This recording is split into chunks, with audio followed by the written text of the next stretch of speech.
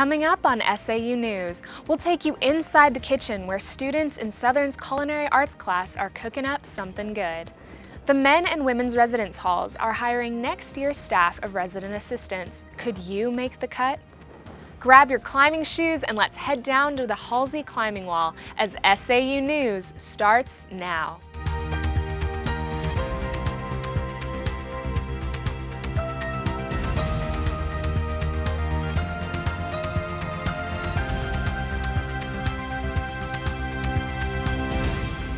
Welcome to SAU News, brought to you by the School of Journalism and Communication at Southern Adventist University. I'm Sheann Brandon. It's one of the newest academic degrees on campus that doesn't get a lot of attention. We're talking about Southern's Culinary Arts program. SAU News reporter Haley Hilgart watched as these would-be chefs whipped up some deliciousness. This spring semester, only 6 students are enrolled in the Culinary Arts degree, but the small number makes for a less formal atmosphere. You know, this is a great place to go because I wouldn't just do any culinary class or any culinary school because I don't like to cook meat. I would cry. I cooked meat once and I cried, and I don't like it. As they listen to Pandora, these culinary students are creating their next assignment, a veggie meat entree.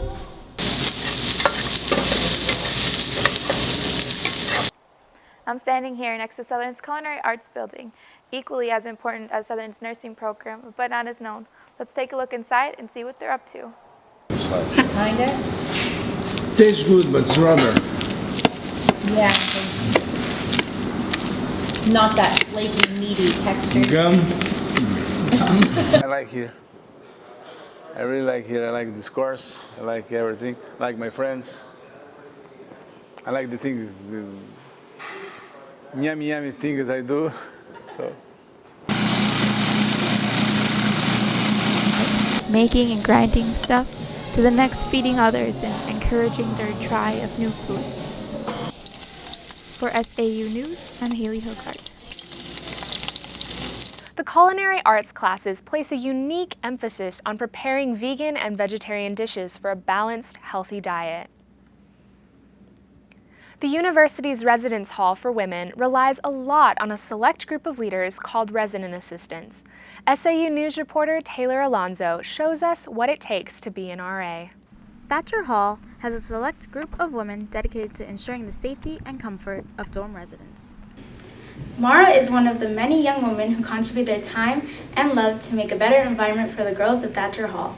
The girls in her hall love and adore her and look forward to her cheery greeting every night. As you can see, Mara, being an RA, has her own room, which she welcomes students in every night to take care of all their needs. Being an RA at Southern is very different. We get to go to worships throughout the week and just be a part of the girls' life and their spiritual concept and just necessities if they need help studying for a test or if they just need to talk to someone in the week. It's very different, but it's very, very important. RAs do nightly checks to make sure that the girls are in their dorms on time. It's to ensure that they are safe and where they are supposed to be. Each RA has special access to every door in their hall. With one swipe, they're in. Sometimes, RAs will spend time chatting with the girls before heading to the next room. Student Dean Claire Cobb has been working as an RA for a while now. She loves what she does and hopes that new RAs will learn to love it too. I'm so glad that these last 2 years I did decide to do it, and I have great stories, I have sad stories, I have funny stories, I have great memories, and I have great friends, and I wouldn't take it back for anything. According to these ladies' experiences, being an RA is well worth it. The connections you make with the people surrounding you are like no other. You grow mentally and spiritually every day. Becoming an RA may just be the next great decision in your life.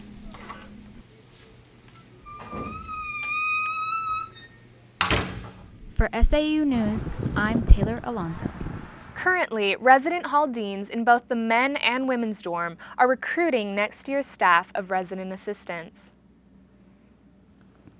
Hundreds of Native American descendants came to Chattanooga this month to celebrate the annual Pow-Wow. SAU News reporter Carrie Nelson reports it was a great place to sample Native American culture and crafts. Hundreds of people came from all over the country to celebrate Chattanooga's Native American Pow-Wow. My mother and my dad, back home in Oklahoma, has carried me to all the powwows ever since I was a child. An annual event, the Native American Pow-Wow is held here in the First Tennessee Pavilion in Chattanooga. This cultural display includes native dancing as well as vendors that sell different arts and crafts done by the Native American descendants. Some have just learned about their heritage and are enthusiastically delving into their newfound culture. I love it. I love the dancing. I love the drums and the singing. It's amazing.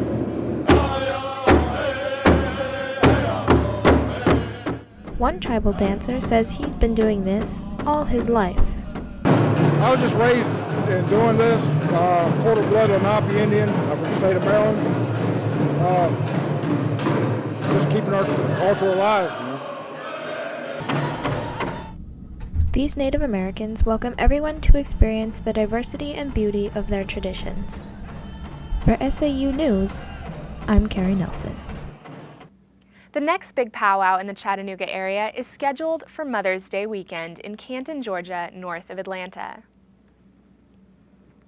Coming up this Sunday night, it's the annual Strawberry Festival, Southern's year-end multimedia show.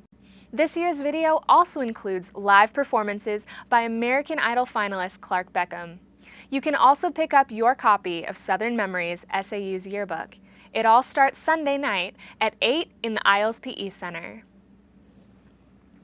That's a wrap for this edition of SAU News. Special thanks to the School of Journalism and Communication and the Digital Storytelling class for their contributions. And thank you for joining us. I'm Sheann Brandon. See you next time.